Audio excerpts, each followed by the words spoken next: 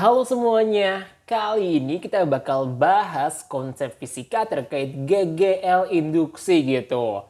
Tapi sebelum jauh ngebahas terkait GGL induksi, kalian coba tonton video ini dulu aja deh. Jadi di video ini ada seorang laki-laki yang melakukan suatu eksperimen di mana dia memasukkan magnet ke dalam suatu koil. Yang terjadi apa? Yang terjadi ternyata bakal timbul nih potensial induksi gitu ya.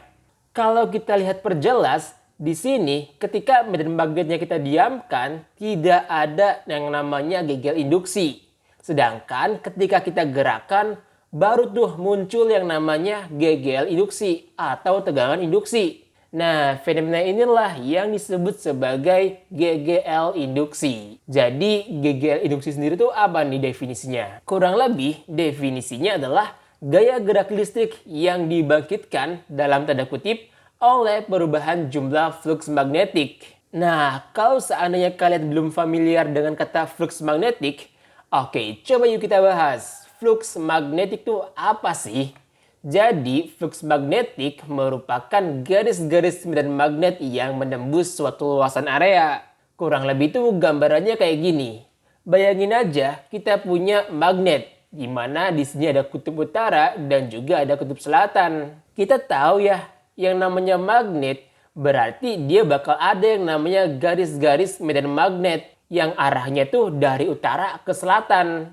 Terus sekarang gini, bayangin aja kita punya suatu luasan nih. Kemudian bidang ini dia kan memiliki normal bidangnya yang arahnya adalah tegak lurus terhadap luasan bidangnya. Kalau seandainya ada flux yang melewati bidang tersebut dengan membentuk sudut sebesar theta, maka nilai dari flux magnetnya yaitu apa?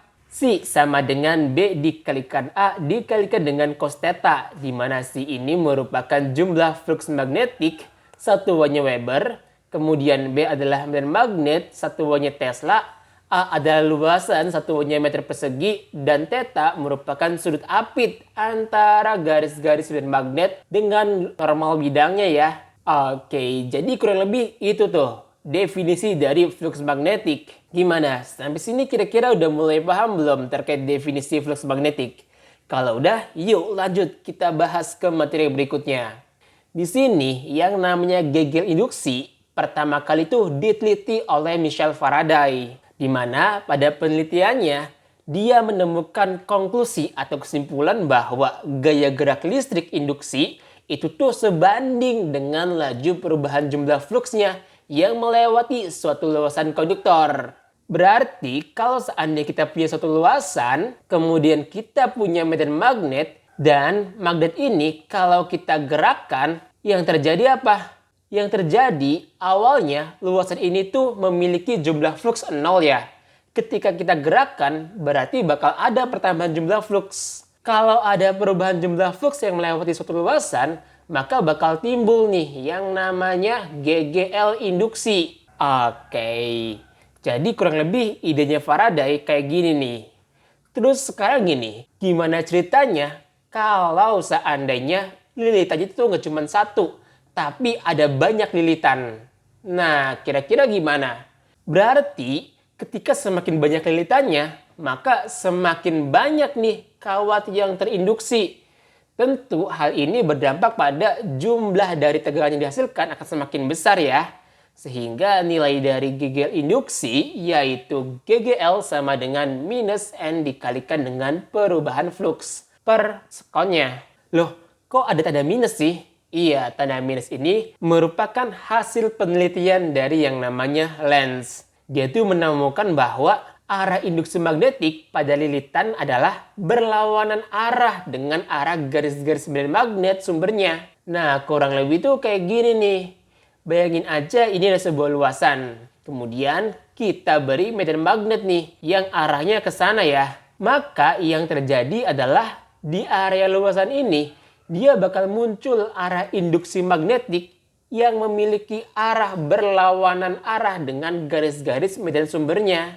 Oleh karena berlawanan arah, maka kita simbolkan dengan tanda minus. Gitu kurang lebih. Kalau kayak gini, ketika kita menggunakan kaidah tangan kanan, yang terjadi apa? yang terjadi bakal ada arus listrik yang bergerak berlawanan arah dengan arah jarum jam ya. Oke, jadi kurang lebih ini nih prinsip dari GGL induksi. Cuman masalahnya gini nih, kita kan nggak bisa ngitung jumlah fluxnya ya. Gimana cara ngitungnya coba?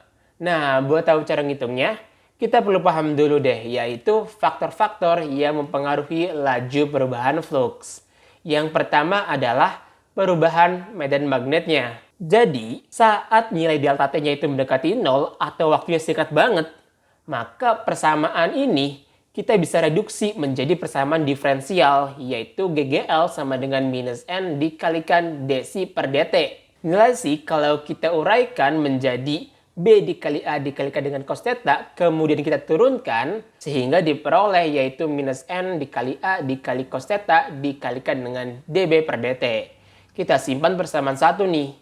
Kemudian yang kedua adalah perubahan luas lilitan. Gimana tuh ceritanya? Jadi gini, bayangin aja kita punya suatu lilitan yang berbentuk kayak gini. Kemudian kita beri medan magnet yang arahnya tuh ke atas atau keluar bidang. Kita beri suatu logam di sini nih. Nah, kalau kayak gini, ini kan seakan-akan rangkaian tertutup ya. Tapi kalau seandainya logam ini kita gerakkan, yang terjadi apa nih?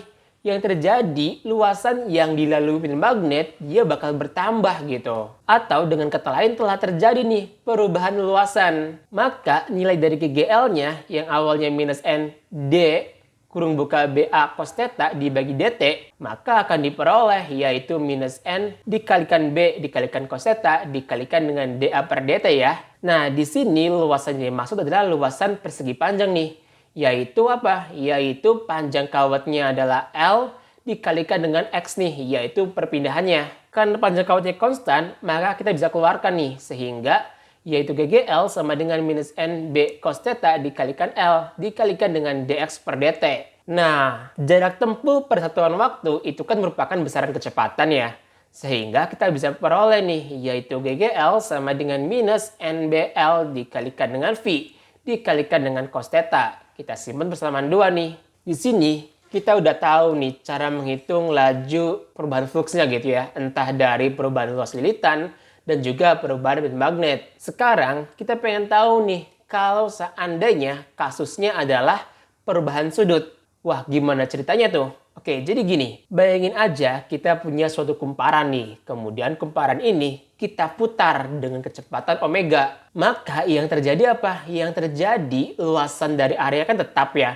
Yang beda adalah sudut apit antara normal bidang dan medan magnetnya. Berarti kalau kayak gini, yang awalnya GGL sama dengan minus N D kurung buka BA cos theta dibagi dt, maka akan diperoleh yaitu minus N dikali B dikali A D kurung buka cos omega T dibagi dengan dt. Kalau kita turunkan, maka akan diperoleh nih, yaitu N B dikali A omega sinus omega T. Kita simpan persamaan 3 ya. Oke, dari sini kita udah tahu nih gimana cara ngitung laju perubahan fluxnya. Bahkan sampai ke perubahan sudut juga mempengaruhi laju perubahan fluxnya.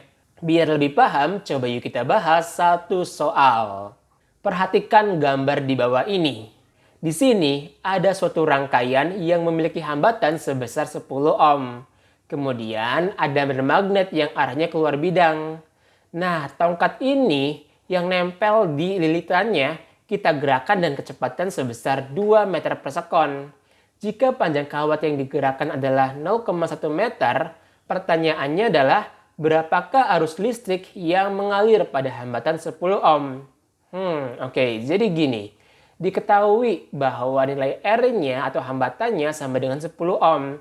Kemudian laju tongkatnya adalah 2 meter per sekon ya. Dan medan magnet yang bekerja yaitu 2 Tesla. Sedangkan panjang dari tongkatnya atau batangnya adalah 0,1 meter. Yang ditanya yaitu berapa sih nilai arus yang muncul pada rangkaian ini?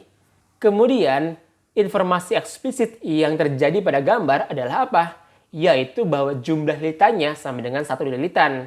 Dan karena area medan magnet paralel dengan normal bidangnya, maka sudut apitnya adalah sama dengan 0 derajat. Kalau kita jawab, nilainya kayak gini nih. GGL sama dengan N dikali B dikali L dikali V cos theta.